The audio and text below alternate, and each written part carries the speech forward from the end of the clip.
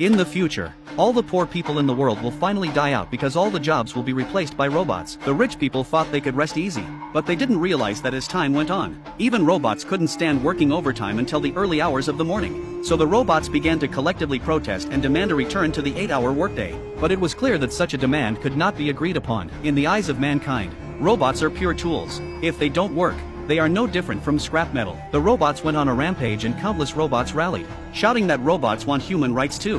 And they took to the streets and started taking over human territory instead. Humans realized that it was not a good thing to let robots have self-awareness, and the army tried to suppress them by force. But the human body was no match for these hardened robots. In this war, mankind quickly fell to the ground and struggled for 2 years. Then Dr. Savior invented a special equipment as long as one on the head can make the human brain and mechanical connection. Soldiers only need to wear a helmet, cannot leave the home to control the fighting machine to the battlefield. With such high technology, it took only a few weeks to end the war. All the robots were arrested and put in a quarantine zone in the desert. The leader of the robots signed an agreement with the humans that the robots would never leave the area and would be left to fend for themselves. Also, mankind no longer needed the robots because the doctor had modified the helmet controller so that it could be worn to split the brain into 2 halves for fun and the other half to control the machine to do its job. The productivity of mankind has increased to an unprecedented level, and it was thought that robots would never be seen in the human world again. But one day when a girl was going to the toilet, she found strange footsteps coming from the doorway. She took out a flashlight and found out that the other person was really a robot. She was so scared that she hid in her room, but the robot seemed to hear his direction and came towards the room. Amy grabbed a knife to defend herself,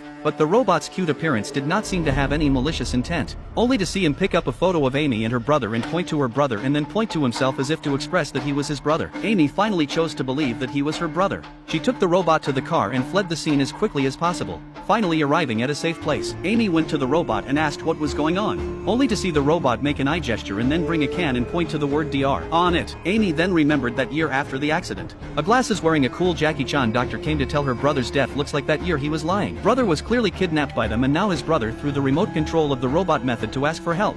Amy got a map and asked her brother where he was, but he pointed to the robot quarantine zone and said he was right in the center of it, which is a scary place where even robots can't get out. Translated with DeepL.com, free version.